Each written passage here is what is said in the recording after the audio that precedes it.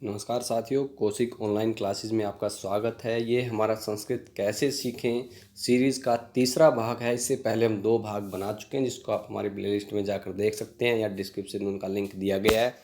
ये हम specially Sanskrit classes के लिए कर रहे हैं, जो कि हमारे लिए बेनिफिशियल होने वाली है। नेट जेआरएफ के लिए, CTET, STET, UP TET या कोई भी स्टेट एग्ज़ाम है, या डीएसएसबी, केवीएस या स्टेट कंपटीशन एग्ज़ाम है, उन सब में भी आपके लिए बहुत ही बेनिफिशियल होने वाला है, बहुत ज़रूरी होने वाला है। इसलिए इस वीडियो को पूरा देखें, इन सभी पार्ट्स को पूरा देखें, बीच में स्किप ना करें। और हम ये जो पहला हम भाग बनाए हैं हमने, वो यही सीरीज़ है हमारी संस्कृत कैसे सीखें, जिसमें हम संस्कृत व्याकरण और संस्कृत अनुवाद से संबंधित करवा रहे हैं। इसलिए इस भाग को देखें कंप्लीट। तो सबसे पहले हमने देखना है संस्कृत सीखने के लिए हमें क्या आना चाहिए। तो उसके लिए क्या ज़रूरी है? सबसे पहले हमारे लिए ज़रूरी होता है कि हम धातुरूप या क्रिया हमें आने चाहिए। जो हम पहले भागों में भी आपको बता चुके हैं, हमें धातु रूप या क्रिया रूप कह सकते हैं, उसको अच्छे से हमें आना चाहिए। जैसे हमने कुछ धातु रूप आपको दिए हैं: गम, जाना, भू, होना, लिखना, अस होना, पठ, पढ़ना। इस तरह से जो ज़रूरी धातुएं हैं वो हमें कंठस्थ होनी चाहिए, और जो उनके लकार हैं वो हमें कंठस्थ होने चाहिए, याद होने चाहिए, जिससे हम संस्कृत अनुवाद को सीख सकें, समझ सकें, जान सकें।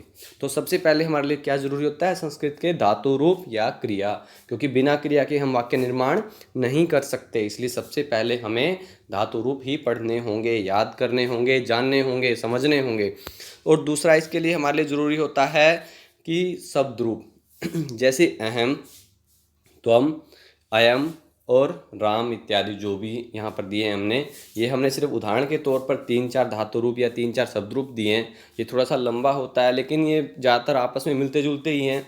इसलिए आप इनको पूरा याद कर लें, कंठस्थ कर लें अच्छे से दिमाग में, और तभी हम अनुवाद सीखने की कल्पना कर सकते हैं। तो धातु रूप शब्द रूप धातु रूप हमने देख लिए कौन कौन से थे: गम, भू, लिख, अश, इन सब के अर्थ दिए हुए हैं। और दूसरा होता है हमारा शब्द रूप, जैसे अहम मैं, त्वम तुम, अयम यह, और राम जैसे राम कोई भी नाम या देव या इत्यादि जो भी हैं हमारे, उनको हम किसी भी पुल्लिंग के लिए याद कर सकते हैं। अगर संस्कृत में हम देखें तो यहाँ पर राम है लिखेंगे हम, विसर्ग होगा, राम है। तो इसलिए सबसे बेसिक चीज़ें 2 हैं संस्कृत अनुवाद सीखने के लिए। वो कौन कौन सी हैं? धातु रूप और शब्द रूप, क्योंकि इनके बिना हम वाक्य निर्माण, संस्कृत अनुवाद या संस्कृत व्याकरण की कल्पना नहीं कर सकते। क्योंकि जो छोटी क्लासों में भी हमारे लिए जो रिक्त स्थान आते हैं भरने के लिए, उनमें भी हमसे ज़्यादातर धातु रूप ही पूछा जाता है। जैसे हमने लिखा होता है स क्रीड़ा क्षेत्रे, या स पुस्तकम पठती या पठामी। इस तरह से अगर हमें धातु रूप याद नहीं होगा तो हम कैसे उसको पठती या पठामी को समझ पाएंगे। तो इसलिए हमारे लिए धातु रूप याद होना बहुत ज़रूरी है। और दूसरा शब्द रूप, जैसे हमने शुरू में अगर उसने खाली स्थान दे दिया, रिक्त स्थान पुस्तकम पठती, और वहाँ पर हमारे रिक्त स्थान में दिया स और तऊ, जब तक हमें उन स और तऊ का भेद या अर्थ ही नहीं मालूम होगा तो कैसे हम उनको वहाँ पर रिक्त स्थान भर पाएंगे। इसलिए सभी बच्चे अपने जो भी हमारे शब्द रूप हैं, धातु रूप हैं, उनको अच्छे से देख लें, दिमाग में समझ लें, और उसके बाद ही संस्कृत अनुवाद सीखने के लिए आगे बढ़ें। तो सबसे पहले हम देखेंगे लट लकार, क्योंकि लट लकार हमारा वर्तमान काल होता है। सबसे पहले हमारा वर्तमान काल ही हम देखेंगे। वर्तमान काल एक बेसिक शुरू है, प्रारंभ है। उसके बाद इसके अन्य भी लकार, लंग लकार है, जैसे लिट लकार है, लोट लकार है, विधिलिंग लकार है। लेकिन हम शुरू में सिर्फ लट लकार को लेकर चलेंगे, जिसका उदाहरण हम पहले वीडियोज़ में भी दे चुके हैं। लेकिन अगर हम इसको भी दोबारा सीक्वेंशियली अगर देख रहे हैं तो उसको एक बार हमें थोड़ा सा रिवाइज करना ज़रूरी होता है हर पार्ट के अंदर, क्योंकि हमें एक दूसरे से लिंक करना होता है हर एक भाग को। हमने जो सीखा है, ऐसा नहीं है कि हम सोचें पहली वीडियो हमने नहीं देखेंगे, दूसरी नहीं देखेंगे तो हम तीसरी से डायरेक्ट सीख जाएंगे, ऐसा नहीं हो सकता। इसलिए हमें हर एक सीरीज़ को, हम बिना हर एक सीढ़ी पर पैर रखे हुए छत पर नहीं चढ़ सकते। इसलिए हर एक सीरीज़ को, हर एक भाग को हमारे लिए देखना बहुत ज़रूरी है। तो हमारे यहाँ पर सामने पहले पठ धातु का हमने शब्द रूप लिया, धातु रूप लिया हुआ है, तो उसको हम देखेंगे। यहाँ पर हमने पुरुष और वचन ये सब हम समझ चुके हैं पहली वीडियोज़ में, तो इसलिए यहाँ जहाँ ज़्यादा बताने वाला कुछ है नहीं। लेकिन फिर भी हम एक बार देख लें कि ये हमारा पुरुष है, ये हमारा वचन है, और यहाँ से हम धातु रूप या शब्द रूप कोई भी हम इस सीक्वेंस में हम याद इसको करते हैं, क्योंकि कई बार हम गलती कर देते हैं कि जैसे हमने एक कॉपी में ऐसे इतना बना लिया, एक कॉपी में हम इतना उतार लेंगे और उसके बाद हम इस भाग को नीचे अलग से लिखेंगे, जो कि हमारा गलत हो जाए, क्योंकि हम उसको सीक्वेंशली फिर याद नहीं कर पाएंगे। इसलिए मैं बार बार यही कहता हूँ कि इन सबको पूरा एक लाइन में लिखें, उसको आप अच्छे से डिज़ाइन कर लें जिससे आपको अलग अलग समझ सकें और उसको याद करें। सबसे पहला हमारा यहाँ पर क्या है, पठ धातु लट लकार, और पठ धातु का अर्थ क्या होता है, पढ़ना।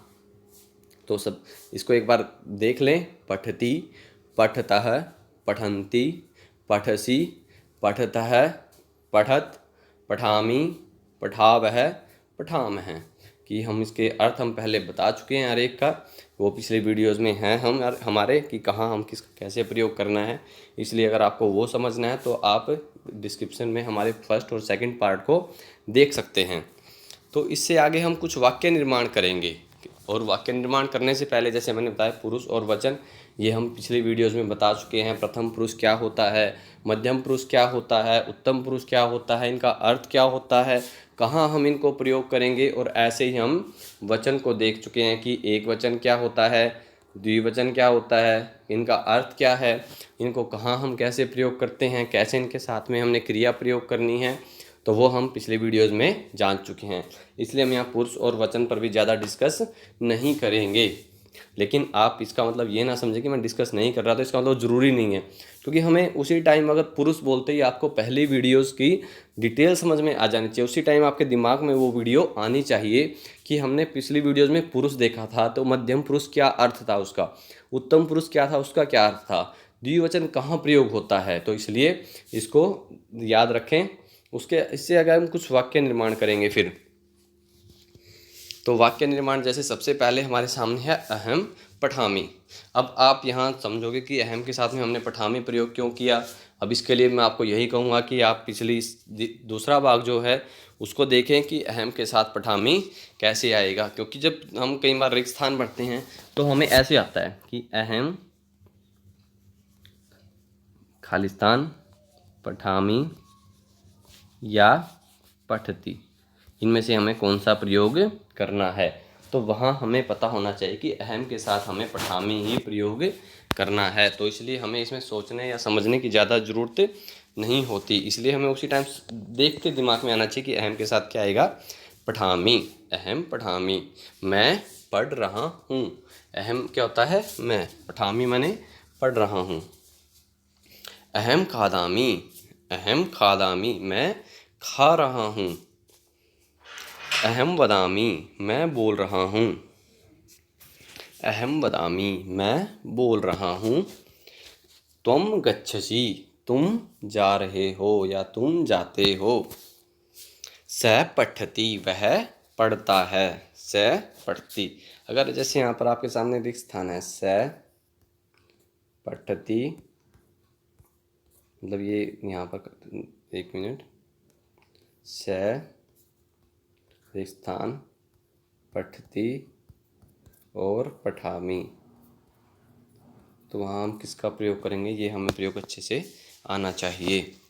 इससे आगे है तौ पठतः, वे दोनों पढ़ते हैं या वे दोनों पढ़ रहे हैं। ते पठन्ति, वे सब पढ़ते हैं। युवाम वदतः, वदतः, तुम दोनों बोलते हो या बताते हो। वद होता है बोलना, ठीक है, तुम दोनों यानी युवाम तुम दोनों, यूयम वदत, तुम सब बताते हो या बता रहे हो, कि तुम सब बता रहे हो या तुम सब बताते हो। आवाम क्षिपावह, क्षिप होता है फेंकने के लिए, आवाम मने हम दोनों, क्षिपावह मने फेंकते हैं, कि हम दोनों फेंकते हैं। वयम सत्यम कथामः, वयम मने हम सब, सत्यम सत्य, कथामः मने कहते हैं, कि हम सब सत्य कहते हैं। तो आप ये सब जो वाक्य हमने बनाए हैं, ऐसे ही आप अपनी तरफ से भिन्न भिन्न 3 से 4 धातुओं का प्रयोग करके ऐसे ही सभी हमारे जो हैं, जो हमने सै तऊ ते इस तरह से करवाए हुए हैं, इन सब का प्रयोग करके वाक्य निर्माण करके देखें, उनका संस्कृत लिखें, उनका फिर उनका हिंदी अनुवाद करें, और ऐसे ही वाक्य बना बनाकर कम से कम हर एक 10-10 वाक्यों का निर्माण करें। 3 जो हम 3-3 उठाएंगे तो 9 तो हमारे इन्हीं से बन जाते हैं, कि तीनों पुरुष और तीनों वचन से। तो इस तरह से इनको पूरा कंप्लीट करें। इसके बाद आप ये जो हमने वीडियो आपको किया उसको लाइक कर लें सभी बच्चे, क्योंकि जो आपके सामने सीरीज़ आ रही है उसको बनाने में टाइम लगता है, इसलिए एक लाइक तो आपकी तरफ से बनना ही चाहिए। और उसको शेयर करें, जो भी आपके स्टडी रिलेटेड या संस्कृत से रिलेटेड जो भी ग्रुप हैं उन सभी में उसको शेयर कर लें। और जो हमारे चैनल है उसको सब्सक्राइब करें। धन्यवाद। Thank you.